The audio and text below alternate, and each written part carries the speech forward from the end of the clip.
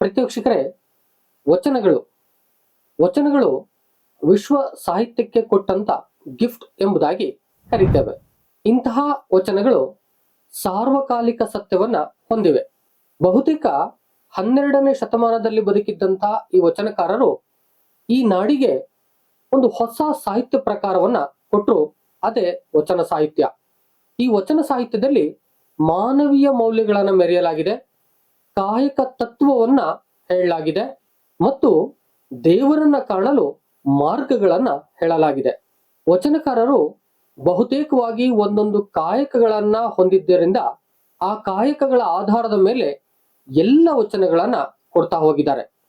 ನಿಮ್ಗೆ ನೀಡಿರ್ತಕ್ಕಂಥ ಈ ವಚನಗಳು ಆ ಕಾಯಕ ತತ್ವದ ಆಧಾರದ ಮೇಲೆ ದೈವವನ್ನ ಕಾಣುವ ರೀತಿ ಯಾವುದೋ, ಯಾವುದಕ್ಕೆ ಎಷ್ಟು ಇಂಪಾರ್ಟೆನ್ಸ್ ಅನ್ನ ಕೊಡಬೇಕು ಅಂತಕ್ಕಂಥ ಮಹತ್ವವನ್ನು ಹೇಳ್ತಾ ಮನುಷ್ಯನ ಗುಣಾವಗುಣಗಳನ್ನ ಇಲ್ಲಿ ಹೊರಹಾಕಿದ್ದಾರೆ. ಈ ಭಾಗದಲ್ಲಿ ಒಂದು 4 ವಚನಕಾರರ ವಚನಗಳನ್ನ ನೀಡಲಾಗಿದೆ. ನಾನು 1 by 1 ಹೇಳ್ಕೊಡ್ತಾ ಹೋಗ್ತೀನಿ. ವಿವರಣೆನ ಬಹಳ ಅಚ್ಚುಕಟ್ಟಾಗಿ ಮಾಡ್ಕೊಡ್ತೇನೆ. ನೀವು ಪೆನ್ ಮತ್ತೆ ಪೇಪರ್ ತೆಗೆದುಕೊಂಡು ಕೆಲವು ಮುಖ್ಯವಾದ ವಿಚಾರಗಳನ್ನ ನೋಟ್ ಮಾಡ್ಕೋಬೇಕಾಗತ್ತೆ. ಆ ನಂತರದಲ್ಲಿ ಅವನ್ನ ನೆನಪು ಮಾಡ್ಕೊಳ್ಳೋದ್ರ ಮೂಲಕ ಇಡೀ ವಚನದ ಚೌಕಟ್ಟನ್ನ ಅರ್ಥ ಮಾಡ್ಕೋಬಹುದು. ಮೊದಲನೇದಾಗಿ ದೇವರ ದಾಸಿಮಯ್ಯನ ವಚನವನ್ನ ನೋಡೋಣ. ಬಹುತೇಕವಾಗಿ ಈತನ ಕಾಯಕ ನೇಯ್ಗೆಯ ಕಾಯಕ ಆದ್ರಿಂದ ಜೇಡರ ದಾಸಿಮಯ್ಯ ಎಂಬುದಾಗಿ ಈತನನ್ನ ಕರೀತಾರೆ. ಈತ ನೀಡಿರುವ ಈ ವಚನದಲ್ಲಿ ಮನುಷ್ಯನ ಗುಣಗಳು ಎಂತವು ಅಂತಕ್ಕಂಥದನ್ನ ಬಹುತೇಕವಾಗಿ ವಿವರಣೆ ಮಾಡಿ ಹೇಳಿದ್ದಾರೆ. ಬನ್ನಿ ನೋಡೋಣ. ಉಂಕೆಯ ನಿಗುಚಿ ಸರಿಗೆಯ ಸಮಗೊಳಿಸಿ, ಸಮಗಾಲ ನಿಕ್ಕಿ ಅಣಿಯೇಳ ಮುಟ್ಟದೆ, ಹಿಡಿದ ಲಾಳಿಯ ಮುಳ್ಳು ಕಂಡಿಕೆಯ ನುಂಗಿತ್ತು. ಈ ಸೀರೆಯ ನೇಯ್ದವ ನಾನೋ ನೀನೋ ರಾಮನಾಥ. ರಾಮನಾಥ ಜೇಡರ ದಾಸಿಮಯ್ಯನ ವಚನಗಳ ಅಂಕಿತ. ಏನು ಹೇಳಕ್ಕೆ ಹೊರಟಿದ್ದಾರೆ ಇಲ್ಲಿ ಜೇಡರ ದಾಸಿಮಯ್ಯ ನೋಡ್ತಾ ಹೋಗೋಣ ಬನ್ನಿ. ಜೇಡರ ದಾಸಿಮಯ್ಯನದು ನೇಯ್ಗೆಯ ಕಾಯಕ ಆದ್ರಿಂದ ಈ ಒಂದು ಪಿಕ್ಚರ್ನ ನೀವು ಅಬ್ಸರ್ವ್ ಮಾಡಿ. ಇಲ್ಲಿ ಉಂಕೆಯ ನಿಗಿಚಿ ಅಂತ ಹೇಳಿದ್ರೆ ಏನು ಈ ಒಂದು ದಾರಗಳ ಹಾಸು ಇದೆಯೋ, ಈ ಹಾಸನ್ನ ಉಂಕೆಯ ನಿಗಿಚಿ ಎಂಬುದಾಗಿ ಕರಿತೇವೆ. ಅಂದ್ರೆ ಉದ್ದುದ್ದವಾಗಿ ಹಾಸಿದ ನೂಲಿನ ಹಾಸು ಎಂಬುದಾಗಿ ಕರಿತೀವಿ. ಇದನ್ನ ನೂಲಿನ ಹಾಸು ಎಂಬುದಾಗಿ ಕರಿತೀವಿ. ಇನ್ನು ಮುಂದುವರೆದು ಸರಿಗೆಯ ಸಮಗೊಳಿಸಿ ಅಂತ ಕರೀತಾರೆ. ಅಂತ ಹೇಳಿದ್ರೆ ಈ ನೂಲನ್ನ ಏನು ಹಾಸಿದಾರೋ ಈ ಸಮಗೊಳಿಸೋದಕ್ಕೆ ಈ ಕಂಬಿಗಳಿದಾವೆ, ನೂಲಿನ ಕಂಬಿಗಳಿದಾವೆ. ಈ ಕಂಬಿಗಳನ್ನ ಸಮಗೊಳಿಸುವುದು ಎಂಬುದಾಗಿ. ಆ ನಂತರದಲ್ಲಿ ಸಮಗಾಲನಿಕ್ಕಿ ಅಂದ್ರೆ ಇಲ್ಲಿ ಒಂದು ಏನು ಕೈಮಗ್ಗ ಇದೆಯೋ ಈ ಕೈಮಗ್ಗಕ್ಕೆ ಕಾಲುಗಳಿಂದ ಒತ್ತಬೇಕಾಗತ್ತೆ. ಈಗ ಬಂದಿರತಕ್ಕಂತ ಪವರ್ ಲೂಮ್ಗಳೇನಿದಾವೋ ಅದಕ್ಕೆ ಹಿಂದೆ ಈ ಒಂದು ಕೈಮಗ್ಗಗಳಿದ್ದೋ, ಈ ಕೈಮಗ್ಗಗಳನ್ನ ಕಾಲಿನಿಂದ ತುಳಿಯಬೇಕು, ಕೈಯಿನಿಂದ ಎಲ್ಲವನ್ನ ಸರಿ ಮಾಡಬೇಕು. ಎರಡೂ ಕೂಡ ಅಟ್ ಎ ಟೈಮ್ ಅಲ್ಲಿ ಕೆಲಸ ಮಾಡ್ತಿರ್ಬೇಕು. ಅದಕ್ಕೆ ಹೇಳ್ತಾರೆ ಸಮಗಾಲ ನಿಕ್ಕಿ ಅಣಿಯೇಳ ಮುಟ್ಟದೆ. ಅಣಿಯೇಳ ಮುಟ್ಟದೆ ಅಂತ ಹೇಳಿದ್ರೆ ಈ ಏನು ಹಾಸು ಇದೆಯೋ, ಈ ದಾರಗಳ ಹಾಸು ಇದೆಯೋ, ಈ ನೇಯ್ಗೆಯ ಹಾಸು ಹೊಕ್ಕುಗಳ ಜೋಡಣೆ ಎಂಬುದಾಗಿ ಕರೀತಾರೆ. ಅಂದ್ರೆ ಇವೆಲ್ಲವೂ ಕೂಡ ಸರಿಸಮನಾಗಿರ್ಬೇಕು. ದಾರಗಳು ಬೇರೆ ಬೇರೆ ಎಲ್ಲೂ ಹೋಗ್ಬಾರ್ದು. ಇವುಗಳನ್ನ ಅಚ್ಚುಕಟ್ಟಾಗಿ ನೇರವಾಗಿ ಜೋಡಿಸಿ ಯಾವ ದಾರ ಎಲ್ಲಿ ಬರಬೇಕು ಅಂತಕ್ಕಂಥದ್ದನ್ನ ಸರಿಯಾಗಿಸ್ಬೇಕು. ಅದಕ್ಕೆ ಅಣಿಯೇಳ ಮುಟ್ಟದೆ, ಹಿಡಿದ ಲಾಳಿಯ ಮುಳ್ಳು ಕಂಡಿಕೆಯ ನುಂಗಿತ್ತು. ನೋಡಿ, ಇಲ್ಲೊಂದು ಉದ್ದುದ್ದ ಇದೆಯಲ್ಲ, ಇದನ್ನ ನಾವು ಕಂಡಿಕೆ ಎಂಬುದಾಗಿ ಕರಿತೀವಿ. ಈ ಕಂಡಿಕೆಯನ್ನ ಇಲ್ಲಿ ಒಳಗಡೆ ಇರತಕ್ಕಂತ ಈ ನೂಲಿನ ಒಂದು ಉಂಡೆ ಇದೆಯಲ್ಲ, ಈ ಉಂಡೆ ಈ ಉದ್ದುದ್ದ ಇರತಕ್ಕಂತ ಈ ಕಂಡಿಕೆಯ ನುಂಗಿತ್ತು ಎಂಬುದಾಗಿ ಹೇಳ್ತಾರೆ. ಅಂತ ಹೇಳಿದ್ರೆ ಒಂದು ನೇಯ್ಗೆಯ ಕೆಲಸ ಆಗ್ಬೇಕು ಅಂತ ಹೇಳಿದ್ರೆ ಈ ನೂಲು, ಕಂಡಿಕೆ, ಆನಂತರದಲ್ಲಿ ಉದ್ದುದ್ದ ಹಾಸಿರ್ತಕ್ಕಂತ ಈ ಉಂಕೆ, ಸಮಗೊಳಿಸಿರ್ತಕ್ಕಂತ ಸರಿಗೆ, ಮತ್ತೆ ಈ ಕಾಲಲ್ಲಿ ತುಳಿತಕ್ಕಂತ ಆ ಒಂದು ರಾಟೆಗಳು, ಇವೆಲ್ಲವೂ ಸೇರ್ಕೊಂಡು ಒಂದು ಬಟ್ಟೆಯನ್ನ ನೇಯ್ಬೇಕಾಗತ್ತೆ. ಇಲ್ಲಿ ಅದಕ್ಕೆ ಹೇಳ್ತಾರೆ ಈ ಸೀರೆಯ ನೇಯ್ದವ ನಾನೋ ನೀನೋ ಎಂಬುದಾಗಿ ಹೇಳ್ತಾರೆ. ಅಂದ್ರೆ ಇಷ್ಟೆಲ್ಲ ಹದಗೊಳಿಸಿ ಒಂದು ಸೀರೆಯನ್ನ ನಾವು ತಯಾರು ಮಾಡಿದರೆ ಈ ಅಚ್ಚುಕಟ್ಟಾದಂತ ಸೀರೆ, ಈ ಸುಂದರವಾದಂತ ಸೀರೆಗಳು ಅಥವಾ ಬಟ್ಟೆಗಳು ನೇಯ್ದವ್ರು ಯಾರು? ಇಲ್ಲಿ ಅಬ್ಸರ್ವ್ ಮಾಡಿ, ಈ ನೂಲಿನ ಖಂಡಿಕೆ ಆ ಕಡೆ ಈ ಕಡೆ ಹೋಗಿ ಬರ್ತಾ ಇರುತ್ತೆ ನೋಡಿ, ಗೊತ್ತೇ ಆಗೋದಿಲ್ಲ. ಈ ಬಟ್ಟೆಯನ್ನ ನೇಯುವ ಕ್ರಮ ವಿಭಿನ್ನವಾಗಿದೆ. ಹೀಗೆ ಎಲ್ಲೋ ಒಂದು ಕಡೆ ಬಟ್ಟೆಯನ್ನ ನೇಯ್ದಂತ ಸಂದರ್ಭದಲ್ಲಿ ಸುಂದರವಾದ ಸೀರೆ ಆಗ್ತದೆ. ಹೀಗೆ ಕಾಣದಂತೆ ಲಾಳಿಗಳು ಓಡಾಡ್ತಾ, ದಾರಗಳು ಬರ್ತಾ ಬರ್ತಾ ಇಂತ ಸುಂದರವಾದಂತ ಒಂದು ಸೀರೆ ಆಗುತ್ತಲ್ಲ, ಇದನ್ನ ನೇಯ್ದವರು ಯಾರು? ಇದನ್ನ ನೇಯ್ದವರು ಯಾರು? ನಾನು ನೀನೋ ರಾಮನಾಥ ಅಂತಂತಾರೆ. ಅಂತ ಹೇಳಿದ್ರೆ, ನಾನು ನೇಯ್ಗೆ ಕೆಲಸದವನಾಗಿ ನಾನು ನೇಯ್ದ್ನ, ಅಥವಾ ನೀನು ದೈವ ಇಲ್ಲಿ ಆ ಬಟ್ಟೆಯನ್ನ ಈ ರೀತಿಯಾಗಿ ಸುಂದರವಾಗಿ ತಯಾರು ಮಾಡ್ದ? ಇದು ಗೊತ್ತೇ ಆಗೋದಿಲ್ಲ. ಈ ಪ್ರಪಂಚದಲ್ಲೂ ಕೂಡ ಹೀಗೆ ಅದ್ಭುತಗಳು ನಡೀತಾನೆ ಇರ್ತವೆ. ಅದಕ್ಕೆ ಮನುಷ್ಯ ಕಾರಣನ, ದೈವತ್ವ ಕಾರಣನ ಗೊತ್ತೇ ಆಗೋದಿಲ್ಲ ಎಂಬುದಾಗಿ ಎಲ್ಲೋ ಒಂದು ಕಡೆ ದೈವತ್ವ ಮತ್ತು ಮನುಷ್ಯನ ನಡುವೆ ಇರ್ತಕ್ಕಂತ ಎಲ್ಲೋ ಒಂದು ಕಡೆ ಈ ಶಕ್ತಿಗಳನ್ನ ಇಲ್ಲಿ ಹೇಳಲಿಕ್ಕೆ ಹೋಗಿದ್ದಾರೆ ಅಂತಕ್ಕಂಥದ್ದು. ಮುಂದುವರೆದು ನೋಡೋಣ ಬನ್ನಿ. ಒಡೆಯರನ್ ಒಡಗೊಂಡು ಬಂದು ಕೈ ಗಡಿಗೆಯ ನೀರ ಕೈಯಲ್ಲಿ ಕೊಟ್ಟು, ಒಡೆಯರೇ ಕಾಲ ತೊಳಕೋ ಎಂಬುವವನ ಮನೆಗೆ ಅಡಿಗಾಲ ಇಡಲಾಗದು ಅಯ್ಯ. ಮೃಡ ಶರಣರು ಒಡಲ ಇಚ್ಛೆಗೆ ಬಡಮನವ ಮಾಡಿ ಹೊಕ್ಕು ಉಂಬುವವರ ಎನ್ನ ಎಡೆಗೆ ತೋರದಿರು ರಾಮನಾಥ ಎಂಬುದಾಗಿ ಹೇಳ್ತಾರೆ. ಅಂತ ಹೇಳಿದ್ರೆ, ಮನುಷ್ಯ ಅಂತಕ್ಕಂಥವನು ಗೌರವವನ್ನ ನೀಡುವಾಗೂ ಕೂಡ ಅದಕ್ಕೊಂದು ಸಂಪ್ರದಾಯ ಇರುತ್ತೆ, ಹಾಗೆ ನೀಡಬೇಕು.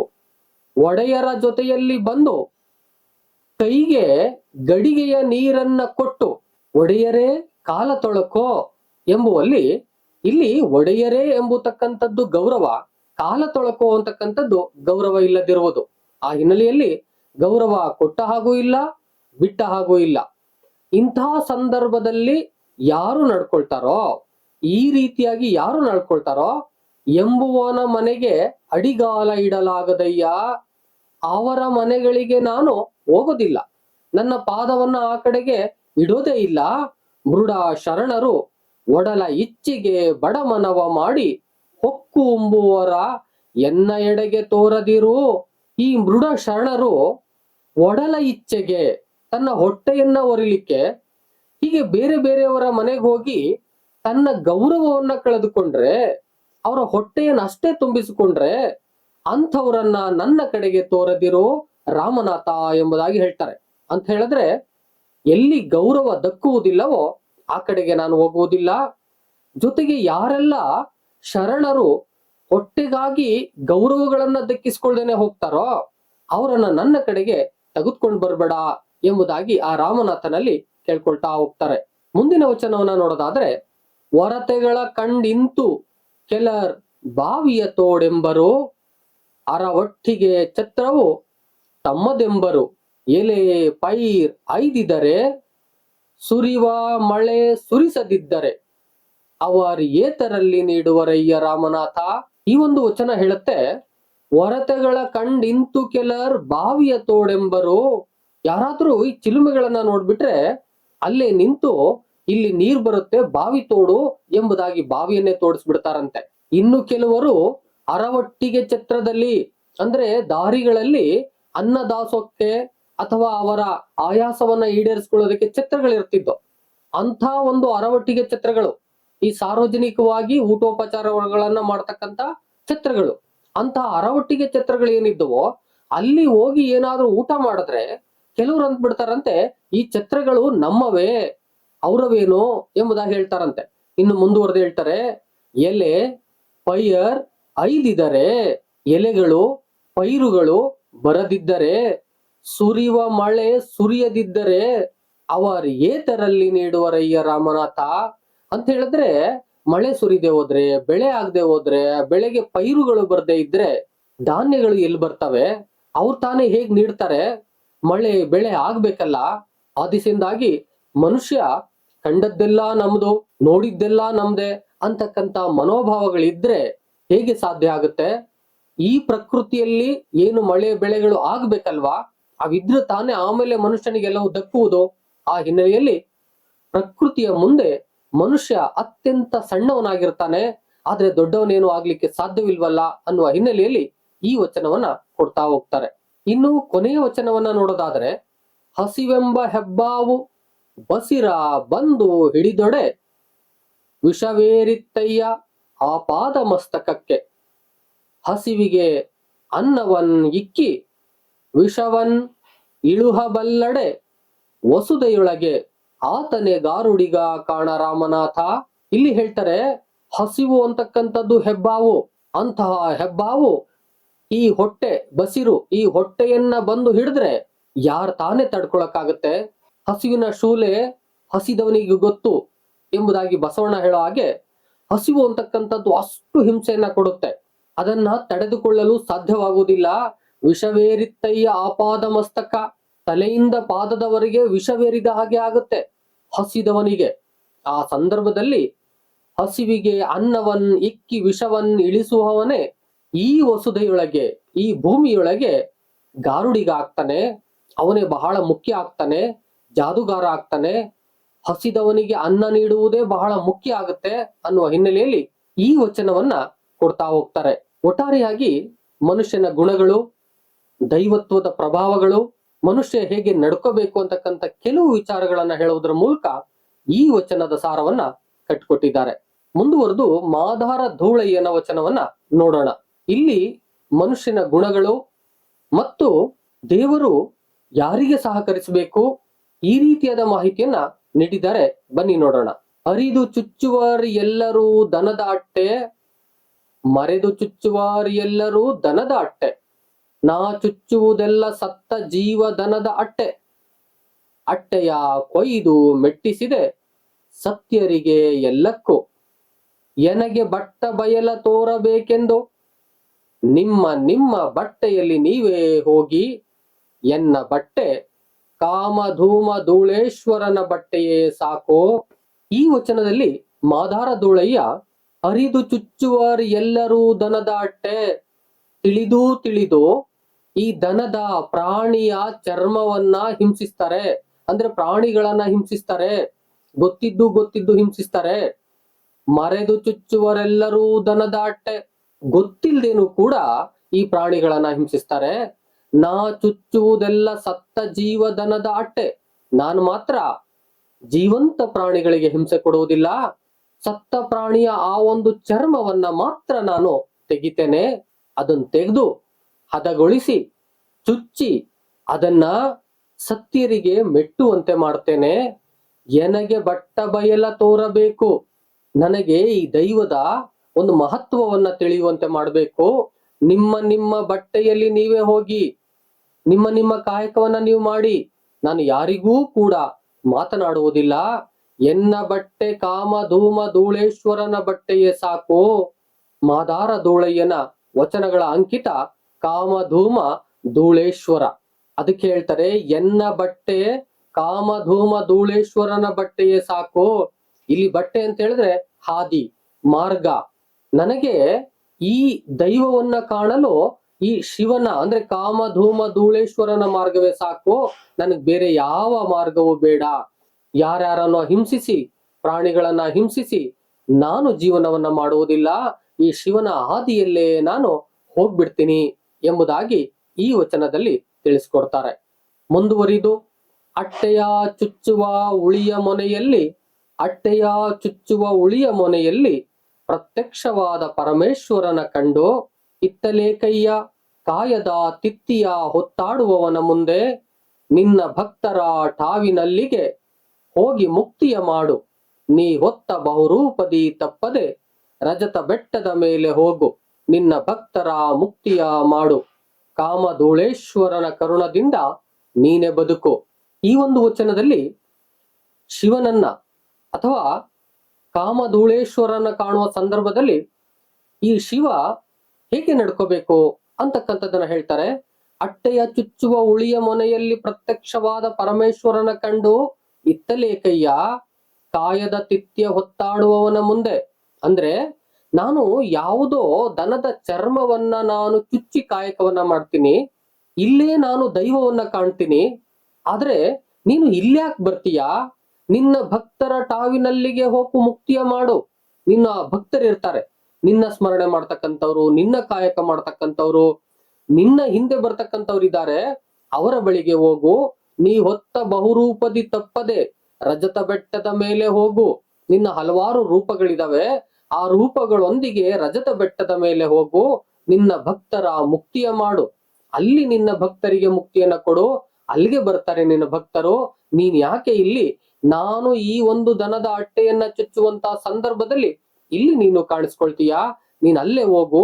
ನಾನು ಕಾಮಧೂಳೇಶ್ವರನ ಕರುಣದಿಂದ ಇಲ್ಲೇ ಕೆಲಸವನ್ನ ಮಾಡ್ತೀನಿ, ನೀನು ಅಲ್ಲೇ ಬದುಕು ಎಂಬುದಾಗಿ ಹೇಳುವ ಮೂಲಕ ಶಿವ ಅಂತಕ್ಕಂಥವನನ್ನ ಕಾಯಕದಿಂದ ಕಾಣೋದಕ್ಕೆ ಸಾಧ್ಯ ಇದೆ. ಶಿವ ಕಾಯಕಕ್ಕೆ ಮುಖ್ಯವಾಗಿ ಇಂಪಾರ್ಟೆನ್ಸ್ ಅನ್ನ ಕೊಡ್ತಾನೆ, ಆದ್ರೆ ಭಕ್ತರು ಅವನಲ್ಲಿಗೆ ಹೋಗ್ತಾರೆ. ಆ ದಿಸೆಯಿಂದಾಗಿ ನೀನು ಅಲ್ಲೂ ಹೋಗಪ್ಪ, ಇಲ್ಯಾಕೆ ಬರ್ತೀಯಾ ಎಂಬುದಾಗಿ ಕಾಯಕದಿಂದಲೇ ತನ್ನ ಭಕ್ತಿಯನ್ನ ಮೆರೆತಕ್ಕಂತ ಒಬ್ಬ ಭಕ್ತ ಹೇಗೆ ಇರ್ಬೋದು, ಹೇಗೆ ಮಾತನಾಡ್ಬೋದು ಅಂತಕ್ಕಂತ ಸಂದರ್ಭದಲ್ಲಿ ಈ ವಚನವನ್ನ ಮಾದಾರ ಧೋಳಯ್ಯ ನೀಡಿದ್ದಾರೆ ಅಂತಕ್ಕಂಥದ್ದು. ಈಗ ಸೊಡ್ಡಳ ಬಾಚರಸನ ವಚನಗಳನ್ನ ನೋಡೋಣ ಬನ್ನಿ. ಬಂಟತನವ ಮಾಡಬೇಕೆಂದು ಬಟ್ಟೆಯ ಬಡಿಯಬೇಕೆಂದು ಕೆಟ್ಟುದನ್ ಅರಸಬೇಕೆಂದು ಕೊಟ್ಟುದ ಬೇಡಬೇಕೆಂದು ಮುಂಜಾವದಲೇಳುವರಯ್ಯ ಹಲಬರು ಕೆಲಬರು ಆಹಾರವನ್ನುಣಬೇಕೆಂದು ವ್ಯವಹಾರವ ಮಾಡಬೇಕೆಂದು ಆ ಹೆಣ್ಣ ತರಬೇಕೆಂದು ಈ ಹೆಣ್ಣ ಕೊಡಬೇಕೆಂದು ಮುಂಜಾವದಲೇಳುವರಯ್ಯ ಹಲಬರು ಕೆಲಬರು ಕರ್ತೃ ಸೊಡ್ಡಳ ದೇವನ್ಗೆ ತೊತ್ತು ಗೆಲಸವ ಮಾಡಬೇಕೆಂದು ಕಣ್ಣ ತೆರವುತ್ತಲ್ ಏಳುವರು ಅಲ್ಲಲ್ಲಿ ಒಬ್ಬೊಬ್ಬರು. ಕೆಲವರು ಬಂಟತನವ ಮಾಡಬೇಕೆಂದು ಕಾಯುವ ಕೆಲಸವನ್ನ ಮಾಡಬೇಕೆಂದು, ಕೆಲವರು ಬಟ್ಟೆಯ ಬಡಿಯಬೇಕೆಂದು ಅಗಸನ ಕೆಲಸವನ್ನ ಮಾಡಬೇಕೆಂದು, ಕೆಲವರು ಕೆಟ್ಟುದನ್ನ ಅರಸಬೇಕೆಂದು ಕೆಟ್ಟ ಕಡೆನೇ ನಾನು ಹುಡಿಕೊಂಡು ಹೋಗ್ಬೇಕು ಅಂತ ಹೇಳಿ, ಕೆಲವರು ಕೊಟ್ಟುದ ಬೇಡಬೇಕೆಂದು, ಕೆಲವರು ತಾನೇನ್ ಕೊಟ್ಟಿರ್ತಾರೋ ಅದನ್ನ ಮತ್ತೆ ಪಡ್ಕೊಳ್ಬೇಕು ಅಂದೋ ಮುಂಜಾವದಲ್ಲೇ ಹೇಳ್ತಾರಂತೆ ಹಲವರು ಕೆಲವರು. ಮುಂದುವರೆದು ಇನ್ನು ಕೆಲವರು ಆಹಾರವನ್ನುಣಬೇಕೆಂದು ಹೇಳ್ತಾರಂತೆ, ಇನ್ನು ಕೆಲವರು ವ್ಯವಹಾರವ ಮಾಡಬೇಕೆಂದು ಹೇಳ್ತಾರಂತೆ, ಇನ್ನು ಕೆಲವರು ಆ ಹೆಣ್ಣ ತರಬೇಕೆಂದು ಹೇಳ್ತಾರಂತೆ, ಇನ್ನು ಕೆಲವರು ಆ ಹೆಣ್ಣ ಕೊಡಬೇಕೆಂದು ಹೇಳ್ತಾರಂತೆ. ಮುಂಜಾವದಲ್ಲೇಳುವರಯ್ಯ ಹಲಬರು ಕೆಲವರು. ಹೀಗೆ ಮನುಷ್ಯರಾದವರು ತಮ್ಮ ತಮ್ಮ ಕೆಲಸಗಳನ್ನ ಮಾಡಬೇಕು ಅಂತಾಲೆ ಮುಂಜಾನೆ ಹೇಳ್ತಾರಂತೆ. ಅವರ ಕೆಲಸಗಳಲ್ಲೇ ಇಡೀ ಕಾಲವನ್ನ ಕಳೀತಾರಂತೆ.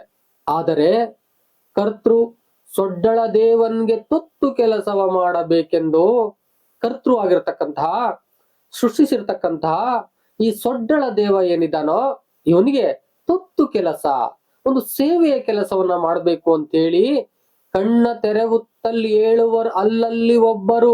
ತಾವು ಮಲಗಿದ್ದು ಏಳುವಂತ ಸಂದರ್ಭದಲ್ಲೇ ಅವರು ಈ ಒಂದು ಸೊಡ್ಡಳ ದೇವನ ಕಾರ್ಯವನ್ನ ಮಾಡಬೇಕು, ಈ ದೈವದ ಕಾರ್ಯವನ್ನ ಮಾಡಬೇಕು ಎಂಬುದಾಗಿ ಅಲ್ಲೊಬ್ರು ಇಲ್ಲೊಬ್ರು ಇರ್ತಾರಂತೆ.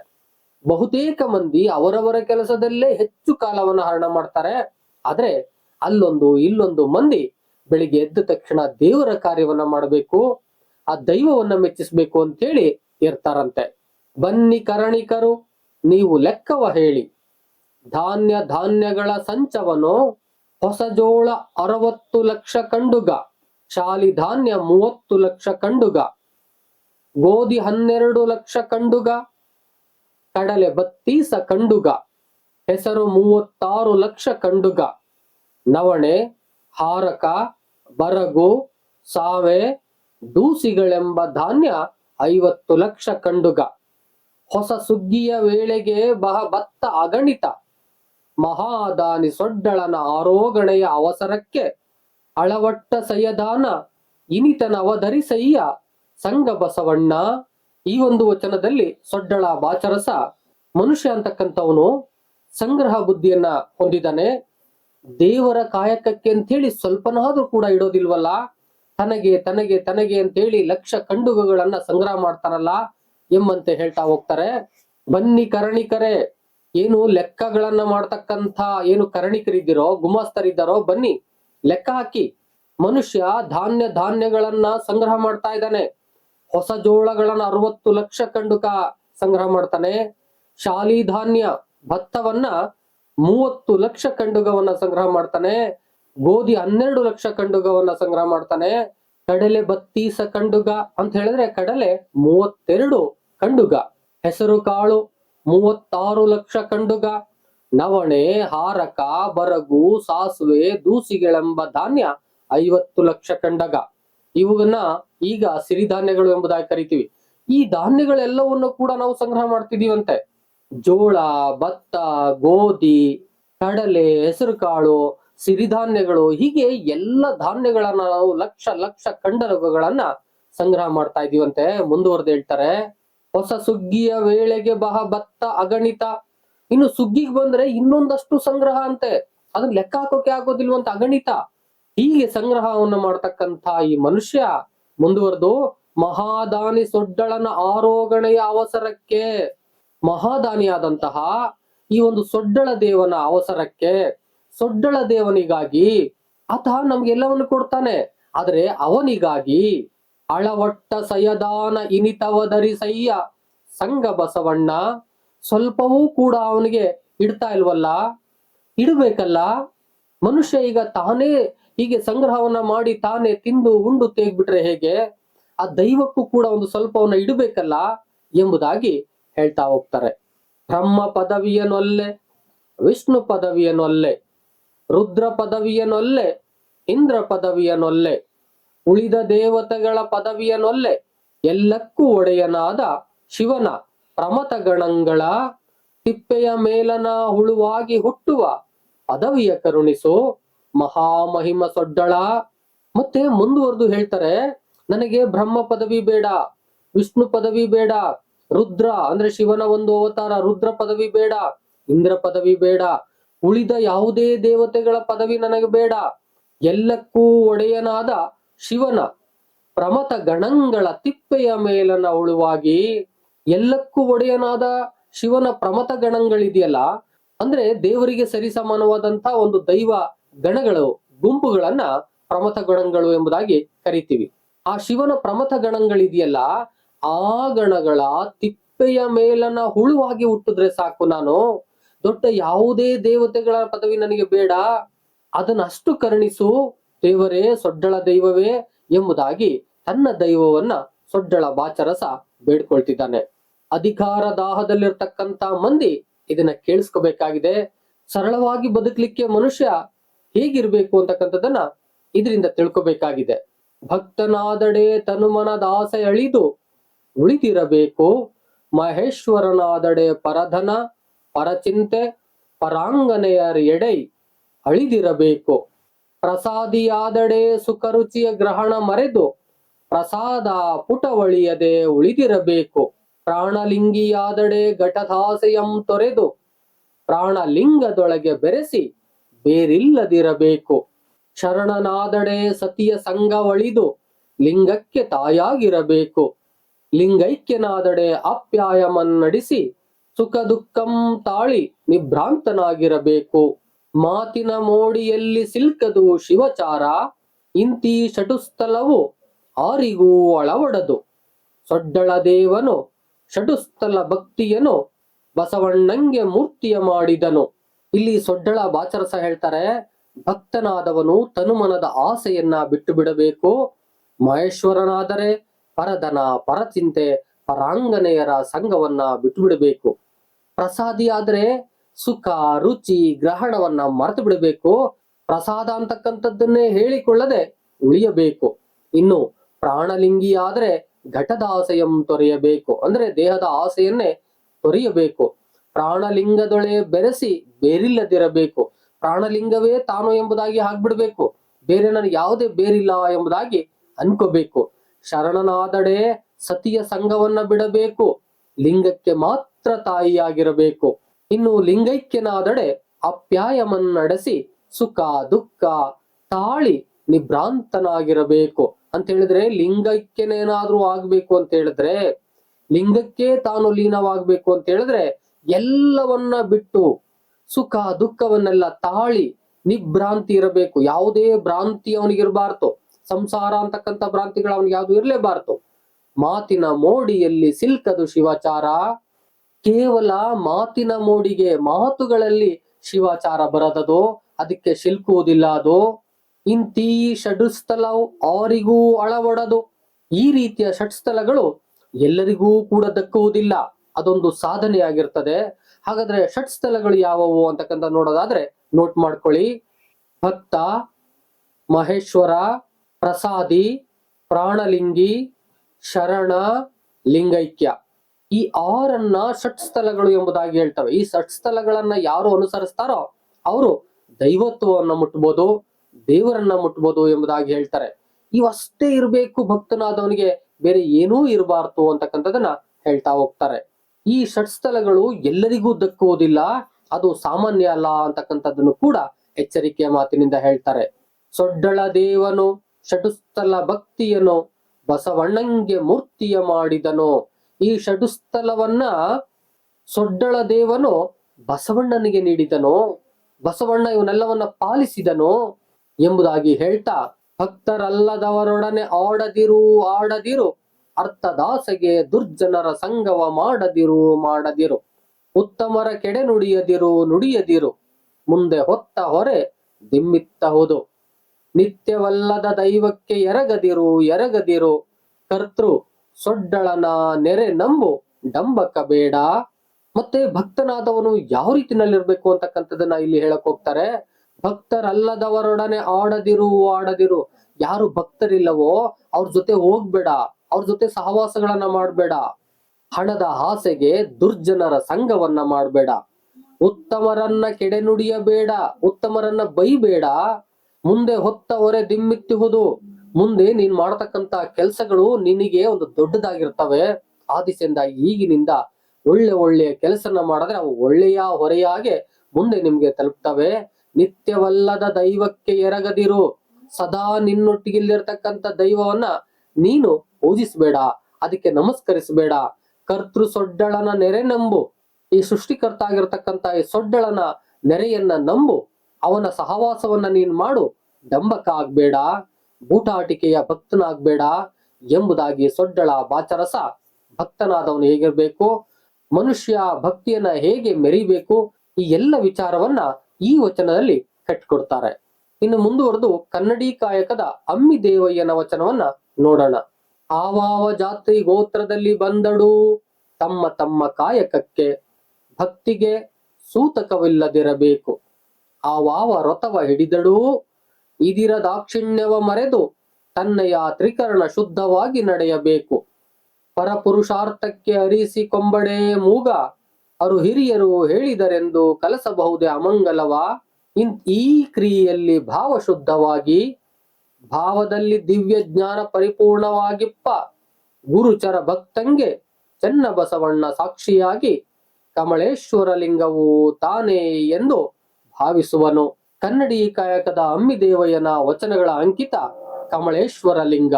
ಬನ್ನಿ ಈ ವಚನದಲ್ಲಿ ಏನ್ ಹೇಳ್ತಾರೆ ಅಂತಕ್ಕಂಥದನ್ನ ನೋಡೋಣ. ಆವಾವ ಜಾತಿ ಗೋತ್ರದಲ್ಲೂ ಬಂದರು, ನೀವು ಯಾವುದೇ ಜಾತಿ ಗೋತ್ರ ಧರ್ಮದಲ್ಲಿ ಬಂದರೂ ಕೂಡ ತಮ್ಮ ತಮ್ಮ ಕಾಯಕಕ್ಕೆ ಭಕ್ತಿಗೆ ಸೂತಕವಿಲ್ಲ. ನಿಮ್ಮ ಕಾಯಕವನ್ನ ಮಾಡಿ, ಅದಕ್ಕೆ ಯಾವುದೇ ಸೂತಕ ಅಂತಕ್ಕಂಥದ್ದಿಲ್ಲ, ಯಾವುದೇ ಮಲಿನ ಅಂತಕ್ಕಂಥದ್ದಿಲ್ಲ. ಆವಾವ ವ್ರತವ ಹಿಡಿದಿಡು ಇದಿರ ದಾಕ್ಷಿಣ್ಯವ ಮರೆದು ತನ್ನ ತ್ರಿಕರಣ ಶುದ್ಧವಾಗಿ ನಡೆಯಬೇಕು. ನೀವು ಯಾವುದೇ ವ್ರತಗಳನ್ನ ಮಾಡಿ, ಯಾವುದೇ ರೀತಿನಲ್ಲಿ ವ್ರತಗಳನ್ನ ಆಚರಿಸಿ, ಆದ್ರೆ ಬೇರೆಯವರ ದಾಕ್ಷಿಣ್ಯಕ್ಕೆ ನೀವು ಒಳಗಾಗಬಾರ್ದು. ತ್ರಿಕರಣ ಶುದ್ಧವಾಗಿ ನಡೆಯಬೇಕು. ಕಾಯ ವಾಚ ಮನಸ್ಸ ಇವು ಶುದ್ಧವಾಗಿ ಇರಬೇಕು. ಯಾರೋ ಏನೋ ಹೇಳ್ತಾರೆ ಅಂತೇಳಿ ಇವುಗಳಿಗೆ ಅಪವಾದ ಬರುವ ಹಾಗೆ ನೀವು ನಡ್ಕೋಬಾರ್ದು. ಪರಪುರುಷಾರ್ಥಕ್ಕೆ ನೀವೇನಾದ್ರೂ ತೊಡಗಿಸಿಕೊಂಡರೆ, ಯಾರೋ ಹಿರಿಯರು ಏನೋ ಹೇಳಿದರು ಅಂತೇಳಿ ಅಮಂಗಲವನ್ನ ಮಾಡಕ್ಕಾಗ್ತದ?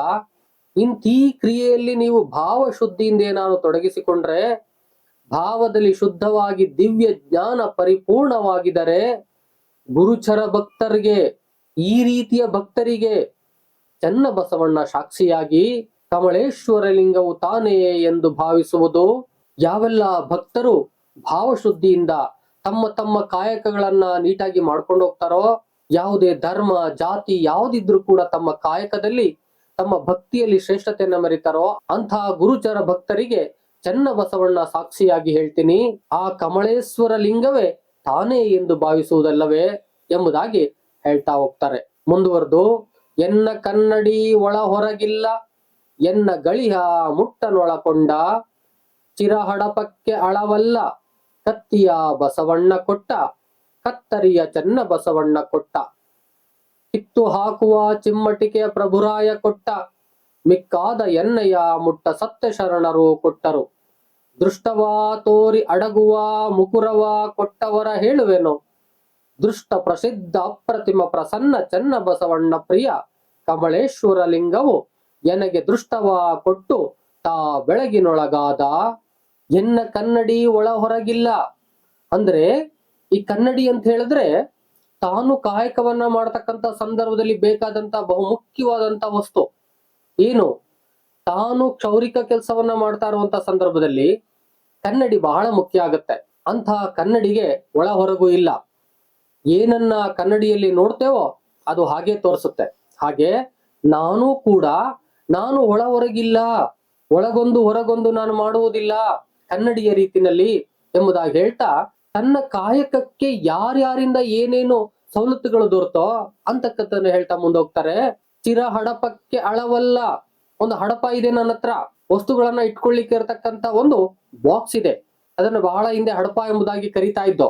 ಆ ವಸ್ತುಗಳನ್ನ ಯಾರ್ಯಾರು ಕೊಟ್ರು ಅಂತಕ್ಕಂಥದ್ದು ನೋಡೋದಾದ್ರೆ, ಬಸವಣ್ಣ ಕತ್ತಿಯನ್ನ ಕೊಡ್ತಾನೆ, ಚೆನ್ನ ಬಸವಣ್ಣ ಕತ್ತರಿಯನ್ನ ಕೊಡ್ತಾನೆ, ಚಿಮ್ಮಟಿಕೆಯನ್ನ ಪ್ರಭುರಾಯರು ಕೊಡ್ತಾರೆ, ಅಲ್ಲಮ್ಮ ಪ್ರಭುರು ಕೊಡ್ತಾರೆ, ಮಿಕ್ಕಾದ ಎಣ್ಣೆಯ ಮುಟ್ಟ ಸತ್ಯ ಶರಣರು ಕೊಟ್ರು, ಇನ್ನು ಉಳಿದವನ್ನ ಸತ್ಯ ಶರಣರು ಕೊಟ್ರು. ಹೀಗೆ ಕಾಯಕಕ್ಕೆ ಬೇಕಾದ ಒಂದೊಂದು ವಸ್ತುವನ್ನು ಕೂಡ ನಾನು ಒಬ್ಬರಿಂದ ಪಡ್ಕೊಂಡಿದ್ದೀನಿ. ಆದ್ರೆ ಈ ಮನುಷ್ಯನ ಸಾಕ್ಷಾತ್ಕಾರಕ್ಕೆ ಮುಂದುವರೆದು ಹೇಳ್ತಾರೆ ನೋಡ್ರಿ, ದೃಷ್ಟವ ತೋರಿ ಸಾಕ್ಷಾತ್ಕಾರಕ್ಕೆ, ದೃಷ್ಟವ ತೋರಿ ಅಡಗುವ ಮುಕುರವ ಕೊಟ್ಟವರ ಹೇಳುವೆನು. ಇನ್ನು ನನ್ನ ಈ ಒಂದು ಜೀವನದ ಸಾಕ್ಷಾತ್ಕಾರಕ್ಕೆ ಒಂದು ಕನ್ನಡಿಯನ್ನ ಕೊಟ್ಟರು. ಹೇಗಿರ್ಬೇಕು, ಯಾವ ತರದಲ್ಲಿ ಇರ್ಬೇಕು, ಕನ್ನಡಿಯಂತೆ ಶುದ್ಧವಾಗಿ ಹೇಗಿರ್ಬೇಕು ಅಂತಕ್ಕಂಥದ್ದನ್ನ ಒಬ್ಬರು ಹೇಳಿಕೊಟ್ಟರು. ದೃಷ್ಟ ಪ್ರಸಿದ್ಧ ಅಪ್ರತಿಮ ಪ್ರಸನ್ನ ಚೆನ್ನ ಬಸವಣ್ಣ ಪ್ರಿಯ ಕಮಲೇಶ್ವರ ಲಿಂಗವು. ಅಂಥ ದೃಷ್ಟವ ತೋರುವ ಕನ್ನಡಿಯನ್ನ ಕೊಟ್ಟವರು ಚೆನ್ನ ಬಸವಣ್ಣ ಪ್ರಿಯ ಕಮಲೇಶ್ವರ ಲಿಂಗ ಎನಗೆ ದೃಷ್ಟವ ಕೊಟ್ಟು ತಾ ಬೆಳಗಿನೊಳಗಾದ. ನನಗೆ ಆ ಸಾಕ್ಷಾತ್ಕಾರವನ್ನ ನೀಡಿ ತಾನು ಬೆಳಕಿನಲ್ಲೇ ಒಳಗಾಗ್ಬಿಟ್ಟ ಎಂಬುದಾಗಿ ಹೇಳುವುದರ ಮೂಲಕ ಕಾಯಕಕ್ಕೆ ಯಾರ್ಯಾರ ಒಂದು ಮಹತ್ವ ಇದೆ ಮತ್ತು ದೈವತ್ವಕ್ಕೆ ಯಾರ್ಯಾರ ಮಹತ್ವ ಇದೆ ಅಂತಕ್ಕಂಥ ಹಿನ್ನೆಲೆಯಲ್ಲಿ ಇದನ್ನ ಹೇಳ್ತಾ ಹೋಗ್ತಾರೆ ಅಂತಕ್ಕಂಥದ್ದು. ತುರುಬು ಜಡೆ, ಬೋಳು, ಬಿಡುಗುರುಳು ಇವೆಲ್ಲವೂ ರುದ್ರನ ಅಡಿವೆಜ್ಜೆಯ ಕುರುಹು. ಇಂತೀ ಕುರುಹಿನ ಮುದ್ರೆಯಲ್ಲಿ ಬಂದು ತಮ್ಮಡಿಯ ಇರುವನ್ನರಿಯದೆ ಬರಿಯ ಬೊಮ್ಮನವಾಡಿ ನುಡಿವರ ಸರ್ವಾಂಗದ ತೊಡಿಗೆಯ ಬಂಡೆ ಸಿಹಿ ಹಿಂಗೆ ಕತ್ತರಿ ತರುಬಿಂಗೆ ಬೆಳೆದುದಕ್ಕೆ ತೊರೆಗೂರ. ಮತ್ತೆ ಹರಿವ ನಖಕ್ಕೆ ಕಡಿಚಣ, ಮತ್ತೆ ಉಸಿರಿನ ದೆಸೆಯ ನಾಸಿಕಕ್ಕೆ ಕಸನ ತೆಗೆಯುವುದಕ್ಕೆ ಅಂಗುಲ ಸಂಗಿ. ಇಂತಿ ಕಾಯಕದ ಬೆಂಬಳಿಯಲ್ಲಿ ತಂದೆನ್ನ ಬಸವಣ್ಣ, ಆತನಂಗದ ದೆಸೆಯಿಂದ ಬಂದೆ ಕನ್ನಡಿ ಬಿಡಿದು, ಆ ಕನ್ನಡಿಯ ದೆಸೆಯಿಂದ ನಿಮ್ಮ ಕಂಗಳಲ್ಲಿ ನೋಡಿ, ನಿಮ್ಮ ಮಲವ ನೀವೇ ಪರಿಹರಿಸಿಕೊಳ್ಳಿ, ಎನಗನ್ಯ ಭಿನ್ನವಿಲ್ಲ ಕಮಲೇಶ್ವರ ಲಿಂಗವು ಕಳುಹಿದ ಮಣಿಯ. ಮುಂದುವರೆದು ಶಿವನ ಹಾದಿಯಲ್ಲಿ ಹೋಗ್ಬೇಕು ಅಂತ ಹೇಳಿದ್ರೆ ಕೇವಲ ತೋರಿಕೆಯ ಮಾತುಗಳು ಬೇಡ, ಅವನನ್ನ ಮೆಚ್ಚಿಸಲಿಕ್ಕೆ ಒಂದು ಕಾಯಕದ ಒಂದು ಹಾದಿಯೇ ಇದೆ ಅನ್ನುವ ಸಂದರ್ಭದಲ್ಲಿ ಮುಂದುವರೆದು ಹೇಳ್ತಾ ಹೋಗ್ತಾರೆ. ತುರುಬು ಜಡೆ, ಬೋಳು, ಬಿಡುಗುರುಳು ಇವೆಲ್ಲವೂ ರುದ್ರನ ಅಡಿವೆಜ್ಜೆಯ ಕುರುಹು ಅಂತ ಹೇಳಿದ್ರೆ, ಶಿವನ ಹೆಜ್ಜೆಯ ಕುರುಹಾಗಿ ಈ ಜಡೆ, ತುರುಬು, ಬಿಡುಗುರುಳು ಇವೆಲ್ಲವೂ ಕಾಣಿಸ್ಕೊಳ್ತವೆ. ಇಂತಿ ಕುರುಹಿನ ಮುದ್ರೆಯಲ್ಲಿ ಬಂದು ತಮ್ಮಡಿಯ ಇರುವನರಿಯದೆ, ಈ ಕುರುಹುಗಳನ್ನ ನೋಡ್ಕೊಂಡು ಬಂದು ಅವರ ಇರುವನ್ನ ಅರಿತುಕೊಳ್ಳದೆ, ಅಂದ್ರೆ ಶಿವನ ಇರುವನ್ನ ಅರಿತುಕೊಳ್ಳದೆ, ಬರಿಯ ಬೊಮ್ಮನ ಆಡಿ ನುಡಿವರ, ಬರಿಯ ಕೇವಲ ಮಾತುಗಳನ್ನ, ಬರಿಯ ಕೇವಲ ಧರ್ಮದ ಬೋಧೆಗಳನ್ನ ಮಾಡ್ತಕ್ಕಂಥವ್ರನ್ನ ಕಂಡ್ರೆ ನನಗಾಗೋದಿಲ್ಲ. ಸರ್ವಾಂಗದ ತೊಡಿಗೆಯ ಬಂಡೆ ಸಿಹಿಂಡೆ ಕತ್ತರಿ ತುರುಬಿಂಗೆ ಬೆಳೆದುದಕ್ಕೆ ತೊರೆಗೂರ. ಮತ್ತೆ ಹರಿವ ನಖಕ್ಕೆ ಕಡಿಚಣ, ಮತ್ತೆ ಉಸಿರಿನ ದೆಸೆಯ ನಾಸಿಕಕ್ಕೆ ಕಸನ ತೆಗೆಯಲಿಕ್ಕೆ. ಹೀಗೆ ಬರಿಯ ಬೊಮ್ಮನವಾಡಿ ಅಂತ ಹೇಳಿದ್ರೆ ಕೇವಲ ಧರ್ಮ ಬೋಧನೆಗಳನ್ನ ಮಾಡಿಕೊಂಡು ಶಿವನ ಈ ಒಂದು ಅಡಿಯ ಕುರುಹುಗಳನ್ನ ಯಾರು ತಿಳ್ಕೊಳಲ್ವೋ ಅಂಥವರನ್ನ ತುರುಬಿಗೆ ಕತ್ತರಿ ಹಾಕಿ ಕೂದಲನ್ನ ಕಟ್ಟು ಮಾಡುವ ಹಾಗೆ, ಕತ್ತಿಯಿಂದ ನಖವನ್ನ ಕಟ್ಟು ಮಾಡುವ ಹಾಗೆ, ಉಸಿರಾಡುವ ನಾಸಿಕದ ಈ ಕಸವನ್ನ ತೆಗೆಯುವ ಹಾಗೆ ಹೇಗೆ ನಾನು ಕನ್ನಡಿ ಕಾಯಕದಲ್ಲಿ ಇವುಗಳನ್ನ ಬಳಸ್ಕೊಂಡು ದೇಹದ ಮೇಲ್ಭಾಗವನ್ನ ಶುದ್ಧಿ ಮಾಡ್ತೀನೋ, ಅದೇ ರೀತಿಯಲ್ಲಿ ಧರ್ಮ ಬೋಧನೆಯನ್ನ ಅಂದ್ರೆ ಕೇವಲ ಧರ್ಮ ಬೋಧನೆಯನ್ನ ಮಾಡ್ತಕ್ಕಂತ ಇಂಥವರಿಗೆ ಬುದ್ಧಿ ಕಲಿಸಬೇಕು, ಶಿವನ ಇರುವಿಕೆಯನ್ನ ತೋರಿಸಿಕೊಡಬೇಕು ಎಂಬುದಾಗಿ ಹೇಳ್ತಾರೆ. ಇಂತಿ ಕಾಯಕದ ಬೆಂಬಿಳಿಯಲ್ಲಿ ತಂದೆಯನ್ನ ಬಸವಣ್ಣ, ಆತನಂಗದ ದೆಸೆಯಿಂದ ಬಂದೆ ಕನ್ನಡಿ ಬಿಡಿದೋ, ಆ ಕನ್ನಡಿಯ ದೆಸೆಯಿಂದ ನಿಮ್ಮ ಕಂಗಳಲ್ಲಿ ನೋಡಿ, ನಿಮ್ಮ ಮಲವ ನೀವೇ ಪರಿಹರಿಸಿಕೊಳ್ಳಿ, ಎನಗನ್ಯ ಭಿನ್ನವಿಲ್ಲ, ಕಮಲೇಶ್ವರ ಲಿಂಗವು ಕಳುಹಿದ ಮಣಿಹ. ಹೀಗೆ ನಾನು ಕಾಯಕದಿಂದ ಏನು ಬಂದೆ, ಇದನ್ನ ಬಸವಣ್ಣನ ಸಂಘದಿಂದ ನಾನು ಕಲಿತೆ. ಆ ದಿಸೆಯಿಂದಾಗಿ ಶಿವನ ಇರುವಿಕೆಯನ್ನ ನೋಡ್ಬೇಕು ಅಂತ ಹೇಳಿದ್ರೆ ಕಾಯಕದ ಮೂಲಕವೇ ನಾವು ಸಾಗ್ಬೇಕಾಗತ್ತೆ. ನಾನು ಯಾರ ಬಗ್ಗೆಯೂ ಕೂಡ ಚಿಂತಿಸುವುದಿಲ್ಲ, ಅವರ ಮಲಗಳನ್ನ ಅವರೇ ತೊಳೆದುಕೊಳ್ಳಲಿ. ಕಮಲೇಶ್ವರ ಲಿಂಗವು ಕಳಿಸಿದಂತ ಒಂದು ಮಣಿಹ ದೇವರು ಅಥವಾ ದೇವಾಲಯ ಇದೆ. ಆ ದಿಸೆಯಿಂದಾಗಿ ಅದರ ಹಿನ್ನೆಲೆಯಲ್ಲೇ ನಾನು ಈ ಕಾಯಕವನ್ನ ಮಾಡಿಕೊಂಡು ಭಕ್ತಿಯನ್ನ ಮೆರಿತೀನಿ ಎಂಬುದಾಗಿ ಹೇಳ್ತಾ ಹೋಗ್ತಾರೆ. ಇನ್ನು ಕೊನೆಯ ಸ್ಟ್ಯಾಂಜವನ್ನ ನೋಡೋದಾದ್ರೆ, ನಾ ಶಸ್ತ್ರವ ಹಿಡಿದಲ್ಲಿ ಮುಮ್ಮುಖದಲ್ಲಿ ಒಂದನಿರಿಸಿ ಎರಡ ತೊಡೆವನು, ಪೂರ್ವ ಪಕ್ಷದಲ್ಲಿ ಆರನಿರಿಸಿ ಮೂರ ತೊಡೆವನು, ಉತ್ತರ ಪಕ್ಷದಲ್ಲಿ ಆರನಿರಿಸಿ 36 ತೊಡೆವನು, ಮೇಲನ ದಂಡೆಯನ್ ಒತ್ತುವಲ್ಲಿ ಎರಡ ನಿಲ್ಲಿಸಿ 25 ತೊಡೆವನು. ಇಂತಿ ಕೆಲಸವ ಸಾಧಿಸಿದಲ್ಲಿ ಕಂಕುಳ ತಟ್ಟೆನು, ಮೂಗುವ ಮುಟ್ಟೆನು, ಮಂಡೆಯ ಬೋಳಿಸುವೆ, ಚಂಡಿಕೆಯನ್ನಿರಿಸುವೆ, ಚೆನ್ನ ಬಸವಣ್ಣ ಪ್ರಿಯ ಕಮಲೇಶ್ವರ ಲಿಂಗ ಸಾಕ್ಷಿಯಾಗಿ. ಕೊನೆಯ ಈ ವಚನದಲ್ಲಿ ತಾನು ಕಾಯಕದಿಂದಲೇ ಶಿವನನ್ನ ಮೆಚ್ಚಿಸ್ಲಿಕ್ಕೆ ಸಾಧ್ಯ ಅಂತಕ್ಕಂಥದ್ದನ್ನ ಹೇಳ್ತಾ ಹೇಳ್ತಾ ಹೀಗೆ ನುಡಿತಾರೆ. ನಾ ಶಸ್ತ್ರವ ಹಿಡಿದಲ್ಲಿ ಅಂತ ಹೇಳಿದ್ರೆ ನನ್ನ ಕಾಯಕದಲ್ಲಿ ನಾನು ಮಗ್ನನಾದಲ್ಲಿ ಮುಮ್ಮುಖದಲ್ಲಿ ಒಂದನಿರಿಸಿ ಎರಡ ತೊಡೆವೆನೋ. ಮುಮ್ಮುಖದಲ್ಲಿ ಒಂದನಿರಿಸಿ, ಒಂದು ಅಂತ ಹೇಳಿದ್ರೆ ಅದ್ವೈತ, ಎರಡ ತೊಡೆವೆನು ಅಂತ ಹೇಳಿದ್ರೆ ದ್ವೈತ. ಅದ್ವೈತ ಅಂತ ಹೇಳಿದ್ರೆ ದೇವನೊಬ್ಬ ಅಂತಕ್ಕಂಥದ್ದು, ದ್ವೈತ ಅಂತ ಹೇಳಿದ್ರೆ ದೇವರನ್ನ ಬೇರೆ ಬೇರೆಯಾಗಿ ನೋಡ್ತಕ್ಕಂಥದ್ದು. ಪೂರ್ವ ಪಕ್ಷದಲ್ಲಿ ಆರನಿರಿಸಿ ಮೂರ ತೊಡೆವನು, ಪೂರ್ವ ಪಕ್ಷ ಹಿಂದೆ ಅಂತಕ್ಕಂಥದ್ದು, ಹಿಂದೆ ಆರನಿರಿಸಿ ಮೂರ ತೊಡೆವನು. ಆರನ್ನ ಇರಿಸುದು ಅಂತ ಹೇಳಿದ್ರೆ ಷಡ್ ಸ್ಥಳಗಳನ್ನ ಇರಿಸ್ತಕ್ಕಂಥದ್ದು. ನಾವು ಆಲ್ರೆಡಿ ಹಿಂದೆ ನೋಡಿದ್ದೀವಿ ಷಡ್ ಸ್ಥಳಗಳನ್ನ. ಅವು ಭಕ್ತ, ಮಹೇಶ, ಪ್ರಸಾದಿ, ಪ್ರಾಣಲಿಂಗಿ, ಶರಣ, ಐಕ್ಯ ಅಂತಕ್ಕಂಥವು. ಅವುಗಳನ್ನ ಇರಿಸಿ ಮೂರ ತೊಡೆವನು. ಮೂರು ಅಂತ ಹೇಳಿದ್ರೆ ತ್ರಿವಿಧಗಳು, ಗುರು, ಲಿಂಗ, ಜಂಗಮ ಅಂತಕ್ಕಂತಹ ಮೂರನ್ನ ನಾನು ತೊಡಿತೀನಿ. ಷಟ್ ಸ್ಥಳಗಳನ್ನ ಮಾತ್ರ ನಾನು ಇರಿಸ್ಕೊಳ್ತೀನಿ. ಆ ಮೂಲಕ ದೈವವನ್ನ ನಾನು ಮುಡ್ತೀನಿ. ಉತ್ತರ ಪಕ್ಷದಲ್ಲಿ ಆರನಿರಿಸಿ 36 ತೊಡೆವನು. ಇನ್ನು ಉತ್ತರ ಪಕ್ಷದಲ್ಲಿ ಮುಂದೆ ಷಟ್ಸ್ಥಳಗಳನ್ನೇ ಇರಿಸ್ಕೊಳ್ತೀನಿ. ಹಿಂದೆನೂ ಷಟ್ಸ್ಥಳ ಇತ್ತು, ಮುಂದೆನೂ ಅವುಗಳನ್ನೇ ಇರಿಸ್ಕೊಳ್ತೀನಿ. ಅವುಗಳಿಂದ ಇನ್ನು ಮುಂದೆ ಬರ್ತಕ್ಕಂಥ 36 ಮಾರ್ಗಗಳೇನಿದ್ದಾವ ಅವುಗಳನ್ನೆಲ್ಲ ತೊಡಿತೀನಿ ನಾನು. ಮೇಲನ ದಂಡೆಯನ್ ಒತ್ತುವಲ್ಲಿ ಎರಡ ನಿಲ್ಲಿಸಿ. ಇನ್ನು ಮೇಲ್ಮುಖನಾಗಿ ಅಂದ್ರೆ ಆತ್ಮ ಪರಮಾತ್ಮನೆಡೆಗೆ ಹೋಗುವ ಸಂದರ್ಭದಲ್ಲಿ ದಂಡೆಯನ್ನೊತ್ತುವಲ್ಲಿ ಅಂತ ಹೇಳ್ತಾರೆ. ಮೇಲನ ದಂಡೆ, ಮೇಲ್ಮುಖನಾಗಿ ಹೋಗ್ತಕ್ಕಂಥ ಸಂದರ್ಭದಲ್ಲಿ, ಪರಮಾತ್ಮನನ್ನ ಕಾಣುವಂತ ಸಂದರ್ಭದಲ್ಲಿ ಎರಡ ನಿಲ್ಲಿಸಿ. ಆಗ ನಾನು ಎರಡನ್ನ ನಿಲ್ಲಿಸ್ತೀನಿ. ಯಾವ್ಯಾವು ಎರಡು? ಯಾವವು ಎರಡು ಅಂತ ಹೇಳಿದ್ರೆ ದ್ವೈತಗಳು ಅಂತಕ್ಕಂಥದ್ದು. ಅಂತ ಹೇಳಿದ್ರೆ ದೈವ ಮತ್ತು ಭಕ್ತ, ಈ ನಡುವೆ ದ್ವೈತಗಳನ್ನ ನಾನು ನಿಲ್ಲಿಸ್ತೀನಿ. 25 ತೊಡೆವನು. ಇನ್ನುಳಿದಂತ ಯಾವುದೇ ಒಂದು ಮಾರ್ಗಗಳನ್ನ ನಾನು ತೊಡೆದಾಕ್ತೀನಿ.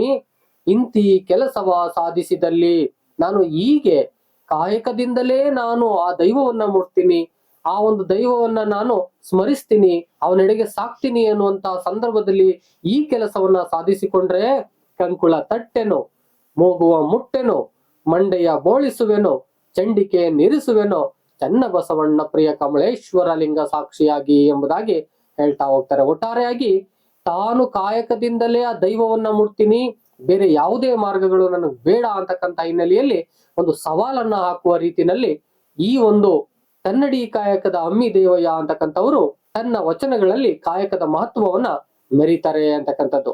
ಪ್ರೀತಿವೀಕ್ಷಕರೇ, ಎಲ್ಲಾ ವಚನಗಳ ಸಾರವನ್ನ ಆದಷ್ಟು ಸಂಕ್ಷಿಪ್ತವಾಗಿ ಹೇಳಿದ್ದೇನೆ. ಯಾಕಂತ ಹೇಳಿದ್ರೆ ವಿಡಿಯೋ ತುಂಬಾ ಲಾಂಗ್ ಆಗುತ್ತೆ. ಆ ದಿಸೆಯಿಂದಾಗಿ ಕೇಳಿಸ್ಕೊಳ್ಳಿ. ಯಾವ್ದಾದ್ರು ವಿಚಾರಗಳು ಅರ್ಥ ಆಗಿಲ್ಲ ಅಂತ ಹೇಳಿದ್ರೆ ಕಾಮೆಂಟ್ ಬಾಕ್ಸ್ ಅಲ್ಲಿ ಹೋಗಿ ಕಾಮೆಂಟ್ ಅನ್ನ ಮಾಡಿ. ವಿಡಿಯೋ ಇಷ್ಟ ಆಗಿದೆ ಒಂದು ಲೈಕ್ ಮಾಡಿ. ಎಷ್ಟೋ ವಿದ್ಯಾರ್ಥಿಗಳಿಗೆ ಬೇಕಾಗುತ್ತೆ, ಶೇರ್ ಮಾಡಿ. ಜೊತೆಗೆ ಪ್ರೀತಿಯ ವೀಕ್ಷಕರೇ, ನಾನು ಮೆಂಬರ್ಶಿಪ್ ವಿಡಿಯೋಗಳನ್ನ ಮಾಡ್ತಾ ಇದ್ದೀನಿ.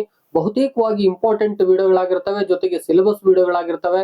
ಆ ದಿಸೆಯಿಂದಾಗಿ ನೀವೇನಾದ್ರೂ ಇನ್ನೂ ಮೆಂಬರ್ಶಿಪ್ ತೆಗೆದುಕೊಂಡಿಲ್ಲ ಅಂತ ಹೇಳಿದ್ರೆ ಮೆಂಬರ್ಶಿಪ್ ಅನ್ನ ತೆಗೆದುಕೊಂಡು ನಾನ್ ಮಾಡ್ತಕ್ಕಂಥ ಇಂಪಾರ್ಟೆಂಟ್ ವಿಡಿಯೋಗಳು ಪಬ್ಲಿಕ್ ಆಗುವ ಮುನ್ನ ನಿಮ್ಗೆ ಬಂದು ತಲುಪ್ತವೆ. ಆ ಫೆಸಿಲಿಟಿಯನ್ನು ಕೂಡ ನೀವು ತೆಗೆದುಕೊಳ್ಳಿ.